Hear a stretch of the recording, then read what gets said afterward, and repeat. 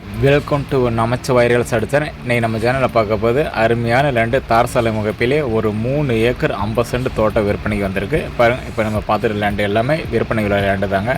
சூப்பரான லேண்டு பாருங்கள். இந்த தோட்டத்தில் உள்ள தொட்டிங்க, தண்ணி தொட்டி, இதில் வந்து நீச்சல் குளமாகவே வந்து நம்ம யூஸ் பண்ணிக்கலாம். இந்த போர் தண்ணி இதில் விட்டு இதுலேருந்து காட்டுக்கு வந்து தண்ணி வச்சுக்கிற மாதிரி ஒரு ஆப்ஷன் வச்சுருக்காங்க. பைப் லைனிங் இருக்குது, நல்லா இருக்குது, இடம் நீட்டாக இருக்குங்க. சின்னதாக ஒரு கெஸ்ட் ஹவுஸ் மாதிரி ஒரு வீடு ஒன்று இருக்குங்க. இதில் பாருங்கள், இந்த தார்சு வீடு கீழே ஒரே ரூம், நல்லா பெரிய ரூமாக இருக்குது. கீழே ரூமெல்லாம் காட்டுறேன் பாருங்கள். இடம் பாரு, சுற்றிலையும் பாருங்கள், நல்லா பாக்கு மரமாக இருக்குங்க.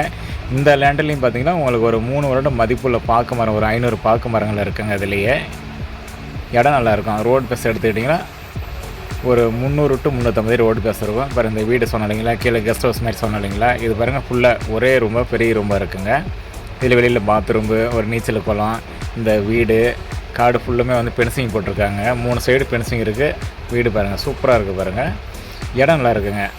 மேற்கால, தெற்கால, கிழக்கால 3 சைடு பென்சிங் இருக்குது. 1 சைடு வடக்க மட்டும் போடாமல் இருக்குங்க. அதெல்லாம் கல்லாம் இருக்குங்க. அதை நம்ம போட்டுருவாங்க. எல்லாம் அண்ணன் வைப்பானால பெருசு சர்வே பண்ணியிருக்கிறதுனால அதை 1 சைடு விட்டுருந்தாங்க. எல்லாம் இப்போ பண்ணிட்டாங்க. அதை போட்டுருவாங்க, பென்சிங் போட்டுருவாங்க. இந்த பாக்கு மரம் சொன்னீங்கன்னா பாருங்கள், இந்த பாக்கு மரம் தான். ஒரு 3 வருடம் மதிப்பு உள்ள பாக்கு மரங்கள். இங்கே இந்த ஏரியாவில் இப்போ இந்த கொஞ்சம் 2 வருஷம் மழை இல்லைங்க, அதனால் தண்ணி கொஞ்சம் நார்மலாக தான் இருக்குங்க. இந்த லேண்டில் வந்து பார்த்திங்கன்னா கிணறு கிடையாதுங்க, போர் ஃப்ரீ சர்வீஸோடய இருக்குங்க. அது மாதிரி இது காப்பில் உள்ள தென்னை மரம் பார்த்திங்களா, ஒரு 15 தென்னை மரம் அந்த மாதிரி பெரிய தென்னை மரங்கள் இருக்குங்க. இப்போ இந்த தோட்டத்தில் உள்ள போர் சொன்னீங்களா, இந்த போர் தாங்க. அதில் பார்த்திங்கன்னா தென்னை மரம், தென்னங்கன்று பார்த்திங்கன்னா ஒரு 50 தென்னங்கன்று சுற்றிலும் காடு சுற்றிலுமே வச்சுருக்காங்க. இடம் நல்லாயிருக்கும்.